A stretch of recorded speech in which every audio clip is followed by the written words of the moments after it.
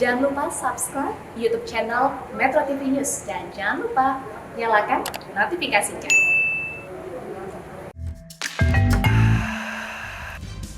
Anda kembali bersama kami di Sisi Metropolitan. Pemirsa, wabah penyakit mulut dan kuku pada hewan mulai masuk ke Jakarta. Kondisi ini pun membuat masyarakat dan penjual hewan kurban jelang Hari Raya Idul Adha khawatir. Lalu seperti apa kondisi di tempat penjualan hewan kurban? Berikut kita simak laporan Lis Pratiwi dan A. Lawrence dari Jakarta Timur.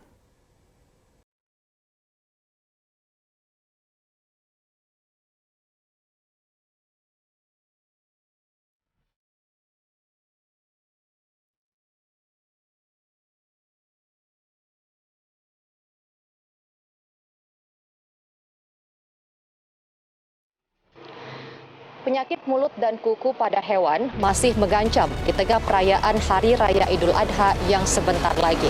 Wabah PMK juga kini sudah memasuki ibu kota. Pekan ini, Suku Dinas Ketahanan Pangan, Kelautan dan Pertanian Jakarta Timur menemukan adanya 12 ekor sapi yang terindikasi PMK di kawasan Jakarta Timur, tepatnya di Jalan Raya Condet, Pasar Rebo. 12 ekor sapi yang terindikasi PMK ini pun langsung dipisahkan agar tidak menularkan hewan ternak lainnya.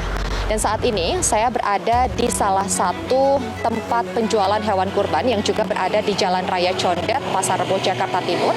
Memang secara keseluruhan bahwa hewan ternak di lokasi ini dalam kondisi sehat. Di lokasi ini ada...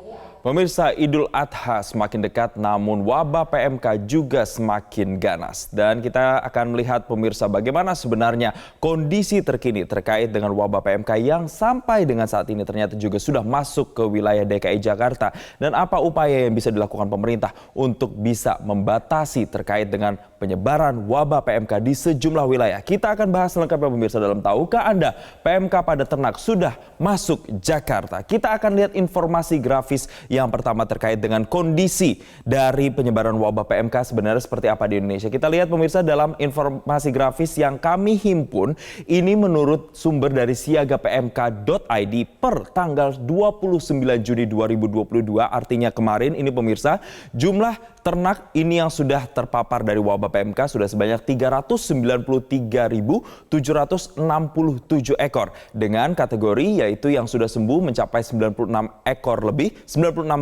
lebih, kemudian yang sudah mati ada 1.700 lebih, dan kemudian harus dipotong paksa atau dimusnahkan paksa ini mencapai 2.900 lebih, dan juga hewan yang saat ini kondisinya masih sakit atau masih dalam perawatan yaitu sejumlah 292.550, dan jumlah ini pemirsa kalau kita lihat di web siagapmk.id masih terus berfluktuasi atau bertambah setiap harinya. Direktur Perbibitan dan Produksi Ternak Kementan Agung Suganda juga mengatakan dari data hewan yang terkonfirmasi PMK, ini tercatat bahwa sapi adalah hewan yang paling banyak hingga mencapai 270 ribuan kasus. Sedangkan sisanya ini menyerang jenis yang lain seperti kerbau, kambing, domba, dan juga babi. Kita lihat lagi pemirsa, kondisi untuk di Indonesia penyebarannya sebenarnya seperti apa. Kita lihat di Indonesia ini ada beberapa provinsi dan juga wilayah yang sudah mengkonfirmasi adanya wabah di wilayahnya. Ada 19 provinsi dan juga 221 kabupaten kota yang sudah mengkonfirmasi adanya wabah PMK di daerahnya. Ini juga sumbernya sama dari siagapmk.id, dan ada 5 provinsi yang bisa dikatakan angkanya paling tinggi sampai dengan 29 Juni kemarin. Yang pertama ini pemirsa kita bisa lihat ada di Jawa Timur mencapai 115.000 lebih ekor yang sudah terpapar. Kemudian kedua ini kita bisa lihat ada di Nusa Tenggara Barat 46.000 ekor lebih, kemudian disusul yaitu Aceh 32.320 ekor, kemudian ada Jawa Tengah 32.000 lebih, dan juga di Jawa Barat 30.000 lebih ekor sudah terkena wabah PMK. Nah, pertanyaannya adalah bagaimana dengan Jakarta? Jakarta sendiri sudah mengkonfirmasi adanya wabah PMK yang sudah masuk di wilayah ini. Kita lihat secara spesifik seperti apa data persebaran dari wabah PMK di Jakarta. Di Jakarta sampai dengan tanggal kemarin 29 Juni 2022 total sudah ada 618 kasus dengan persebaran yang paling banyaknya itu adalah di Jakarta Timur yakni sebanyak 592 ekor, kemudian disusul dengan Jakarta Selatan yaitu 13 ekor, kemudian Jakarta Utara 8 ekor, Jakarta Barat 5 ekor, dan juga Jakarta Pusat yang belum mengkonfirmasi adanya wabah PMK. Kita lihat lagi pemirsa dalam informasi grafis berikutnya, apa sebenarnya upaya-upaya yang bisa dilakukan dan pertanyaan terkait dengan amankah kemudian untuk daging dari hewan ternak yang terpapar PMK ini bisa dimakan atau dikonsumsi oleh manusia. Hal ini telah dikonfirmasi oleh Menteri Pertanian Republik Indonesia Syahrul Yassin Limpo yang menyatakan daging yang terkena dengan prosedur tertentu, dengan pendekatan teknis tertentu, ada penelitian dan lain-lain, masih bisa dikonsumsi oleh manusia atau masih aman untuk dikonsumsi. Kecuali pemirsa ada beberapa bagian, yaitu ada jeroan dan juga organ dalamnya. Misalnya kaki, yaitu harus diamputasi. Jeroan juga tidak boleh, bagian mulut yang terkait bibir, lidah itu juga tidak boleh. Dan dagingnya pun ini masih bisa dimakan. Jadi sudah jelas dikatakan oleh Menteri Pertanian bahwa hanya bagian jeroan dan organ dalam serta bagian terkait bibir dan lidah yang tidak boleh. Tapi untuk dagingnya masih aman untuk dikonsumsi oleh manusia. Dan berikutnya upaya-upaya yang dilakukan pemerintah untuk bisa mengatasi wabah ini. Kita lihat dalam informasi grafis berikut ini pemirsa, ada larangan hewan ternak khususnya sapi ini untuk bergerak di wilayah terdampak PMK atau semacam karantina atau yang kita bisa samakan dengan manusia, istilah katanya adalah lockdown. Dan berikutnya ada juga pembentukan Satgas Penanganan PMK. Kemudian juga pemerintah saat ini menggagaskan adanya pengadaan 29 juta dosis vaksin. Serta upaya yang saat ini dilakukan adalah mengintervensi obat-obatan, vaksinator dan juga mekanisme untuk keluar masuk area peternakan. Dan terakhir adalah penggantian untuk peternak yakni 10 juta rupiah per sapi yang dimusnahkan secara paksa. Secara spesifik pemirsa, Satgas Penanganan PMK nantinya akan dipimpin oleh Kepala BNPB Soeharyanto bersama dengan sejumlah kementerian dan lembaga terkait. Sementara untuk pengadaan 29 juta dosis vaksin ini akan dibiayai dari dana KPCPEN. Hal ini pun disampaikan langsung oleh Menko Perekonomian Erlangga Hartarto usai ratas di Istana Kepresidenan Bogor pada Kamis 23 Juni 2022.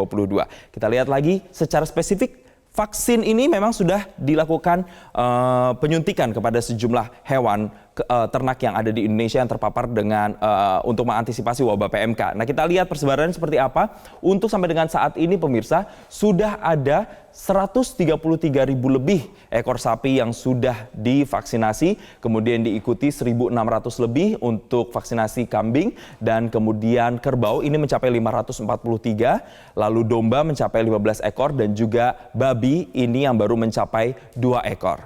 Dan untuk memenuhi kebutuhan vaksin, Menteri Pertanian Syahrul Yassin Limpo mengatakan akan mengirim tambahan vaksin ke sejumlah daerah secara berkala. Dan saat ini Kementan memiliki 3 juta dosis vaksin PMK dan 800.000 diantaranya telah disebarkan ke berbagai daerah. Tentu upaya-upaya yang dilakukan ini pemirsa, nantinya masyarakat masih akan melihat apakah kemudian benar-benar bisa mengatasi wabah PMK yang saat ini terjadi. Dan pemirsa, wabah PMK pada ternak mulai masuk ke ibu kota Jakarta. Sejumlah upaya pun dilakukan Pemprov guna menangkal PMK menyebar lebih luas lagi, seperti halnya pemeriksaan ganda pada hewan kurban jelang Idul Adha. Dan untuk membahasnya lebih lanjut, kita telah bergabung bersama dengan Suharini Eliawati, Kadis Ketahanan Pangan, Kelautan dan Pertanian DKI Jakarta melalui sambungan virtual. Selamat sore Ibu Eli. Selamat sore Mas. Iya. Apa kabar? Terima kasih. Kabar baik, terima kasih Ibu Eli telah bergabung bersama kami di Sisi Metropolitan. Kita menyoroti saat ini fluktuasi dari kasus atau wabah PMK ini semakin meningkat setiap harinya. Kalau kita update ini selalu ada penambahan begitu Bu Eliawati. Apa upaya yang bisa dilakukan oleh KPKP untuk bisa mensiasati agar ini jumlahnya bisa ditekan? Ya, terima kasih. Jadi yang pertama, kami sendiri di Pemprov DKI Jakarta langsung melakukan koordinasi waktu itu. Koordinasinya dengan Kementerian Pertanian dan stakeholder terkait. Siapa itu gitu? Di antaranya adalah asosiasi dari kawan-kawan peternak. Kemudian yang kedua adalah kita menjalin dengan daerah-daerah pemasok kita. Nah, kuncinya waktu itu kita sampaikan ke kawan-kawan peternak yaitu biosecurity. Bagaimana kita menjaga kebersihan kandang kita, kemudian menjaga masyarakat atau petugas kandang itu sendiri. Kemudian saya sampaikan, kami petugas pun bisa menjadi karir atau pembawa, sehingga kami pastikan begitu kami selesai di dalam satu kandang seperti itu, mau pindah ke kandang yang lain, kami pun harus benar-benar bersih. Nah, kemudian semuanya kemudian bergulir seperti itu. Alhamdulillah, kami saat sekarang ini Pemprov DKI Jakarta mendapatkan alokasi 1.700 dosis vaksin yang sudah kita selenggarakan mulai hari Sabtu kemarin. Seperti itu, Mas. Baik, ada upaya untuk bisa melakukan pengaturan mekanisme dari masuk keluar area ternak sampai dengan upaya 1.700 vaksin tadi. Nah, kami ingin konfirmasi apakah ke 1.700 vaksin ini sudah disuntikan semuanya dan untuk rencana vaksin ke depannya akan ada berapa lagi dan kemudian disebar di mana saja ini Bu Eli? Ya, jadi kalau DKI Jakarta perlu saya sampaikan, kami sesungguhnya memang bukan daerah produsen seperti itu ya, kami adalah daerah konsumen. Tapi memang ada 2 kantong besar budidaya terutama sapi perah di DKI Jakarta itu ada 2, yaitu di daerah Jakarta Timur dan di daerah Jakarta Selatan. Itu yang pertama, itu yang menjadi sasaran kami seperti itu. Kemudian yang selanjutnya bahwa nanti disampaikan oleh kawan-kawan dari Kementerian Pertanian, itu nanti ada tahapannya, yaitu dosis pertama, dosis kedua, dan dosis ketiga, sehingga kita tetap saling menunggu nanti dari kawan-kawan kementerian kembali seperti itu. Kemudian yang kedua adalah pada saat sekarang ini seperti itu, kami selain memberikan komunikasi, informasi dan edukasi kepada masyarakat, kepada pembudidaya kita, bagaimana kalau masyarakat dulu kita supaya tidak terkena COVID gitu, kita akan memperbaiki pola makan kita. Kita memperbaiki sirkulasi udara yang ada di dalam kandang kita. Makanya kemudian kami waktu belum ada vaksinasi, belum berjalan, kita selalu menyampaikan ke masyarakat kita untuk komunikasi, informasi, dan edukasi. Selain itu adalah bagaimana pencatatan keluar masuknya ternak dan dari mana asalnya. Kami saat sekarang ini alhamdulillah DKI Jakarta mempunyai Satgas Pangan. Di antaranya siapa saja anggotanya adalah dari Dinas Perhubungan seperti itu. Kemudian kita melibatkan kawan-kawan Polda Metro Jaya. Jadi pada saat sekarang ini memang kita tahu sendiri bagaimana lalu lintas kebutuhan ternak Idul Kurban di DKI Jakarta kurang lebih potensinya memang 43.000 sekian. Seperti itu, Mas. Oke, Bu Eli, kami ingin mengkonfirmasi upaya spesifik seperti apa yang dilakukan ketika misalnya didapati ada hewan ternak, entah itu sapi, entah itu kambing, yang positif misalnya mereka terkena wabah PMK. Lalu kemudian penanganan di kandangnya, apakah dipisahkan, dikarantinanya, prosesnya seperti apa? Dan untuk yang sehat yang belum terkena juga seperti apa, Bu Eli? Ya, jadi yang pertama, kalau ada gejala indikasi gitu ya, gejala indikasi klinik PMK pasti akan segera kita keluarkan. Contoh adalah waktu itu di Jakarta Utara, ada 3 terindikasi loh, terduga loh seperti itu kita keluarkan. Treatmentnya apa? Treatmentnya kemudian kita berikan mereka supporting, yaitu vitamin-vitamin, kalau memang dia ada demam, kemudian sesegera mungkin kita berikan dia obat demam, sehingga turun panasnya. Seperti itu. Kalau dia sudah turun panasnya, dia pasti akan lebih mau makan, lebih doyan makan, lebih doyan minum, seperti itu. Kemudian yang selanjutnya kami lakukan untuk ternak-ternak sehatnya itu kita jaga supaya apa? Supaya tidak terkena. Itu yang untuk ternak hidupnya. Kalau misalnya seperti itu kan, kalau misalnya terjadi kemudian positif PMK, pasti dilakukan pemotongan bersyarat di bawah pengawasan dokter hewan yang berwenang atau pejabat otoritas veteriner. Kemudian kita potong di RPH. Nah, perlakuannya persis sesuai dengan SOP-nya, kepala dihilangkan, kemudian teracak kakinya dihilangkan, dan jeroannya tidak untuk dikonsumsi, tetapi dimusnahkan. Seperti itu, Mas. Baik, Bu Eli, untuk hewan-hewan ternak yang harus dimusnahkan paksa, ini indikatornya apa kira-kira? Oh ya, jadi ini sesungguhnya ya gejala PMK itu sangat terlihat sekali. Dari suhu badannya dia pasti lebih tinggi, kemudian mulutnya itu pasti terjadi lepuh-lepuh atau kalau bahasa orang awamnya itu adalah sariawan, kemudian kakinya itu seperti cantengan, kukunya mengelupas seperti itu. Jadi secara fisik pasti ketahuan, Mas, kalau dia itu PMK atau tidak. Tapi pada masa 14 hari itu gitu masa inkubasinya itu kan tidak ada yang tahu. Makanya tadi saya sampaikan terduga klinis sesegera mungkin kita pisahkan supaya apa? Supaya kalau memang dia PMK dia tidak cepat menular ke yang lainnya. Kemudian kita treatment. Seperti itu, Mas. Baik, tapi ini kan sebentar lagi perayaan Idul Adha. Kebutuhan atau demand dari hewan kurban ini juga pastinya ada peningkatan. Nah, ketika misalnya ditemukan ada indikasi ke arah sana begitu, ada yang sakit, bisa diyakinkan lagi kepada pemirsa yang saat ini menyaksikan, tingkat kesembuhannya seperti apa? Apakah benar bisa disembuhkan atau memang harus dilakukan pemusnahan atau kemudian disembelih paksa tadi? Ya, jadi sebenarnya kalau tingkat kesembuhan, kalau kita baca seperti itu ya, dari banyak literatur, sesungguhnya itu memang tingkat kesembuhannya sangat tinggi. Tingkat kesembuhannya sangat tinggi, saya sampaikan, seperti itu. Jadi kawan-kawan semuanya, kami dari Pemprov DKI Jakarta menurunkan kurang lebih 865 petugas, Mas. Terdiri dari PDHI, Cabang Jakarta, kita bekerja sama dengan IPB, kita bekerja sama dengan juru sembelih halal, kita juga mendapat bantuan tenaga dari Kementerian Pertanian, bahkan kemudian kita melakukan kolaborasi dengan Asosiasi Obat Hewan Jakarta, Asosiasi Obat Hewan Indonesia, ASOHI, seperti itu.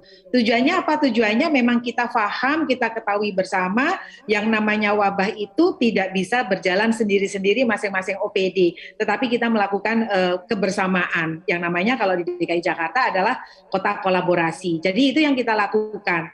Kemudian apa caranya? Di antaranya kita melakukan tadi kita mengikuti acaranya Pak Menteri, yaitu kerjasama dengan PMI melakukan disinfeksi di tempat-tempat penampungan. Dengan harapan apa? Dengan harapan ternak kurban yang dijual di DKI Jakarta adalah pertama sesuai dengan syariat Islam.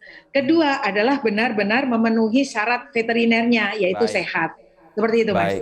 Baik, semoga dengan upaya intervensi yang selama ini dilakukan mulai dari pengobatan, pemisahan dari yang sakit dan juga sehat, kemudian juga upaya vaksinasi ini benar-benar bisa menekan dari angka wabah PMK yang sudah masuk di sejumlah wilayah termasuk di DKI Jakarta. Terima kasih Ibu Suharini Eliawati, Kadis KPKP telah memberikan konfirmasi bersama kami di Sisi Metropolitan.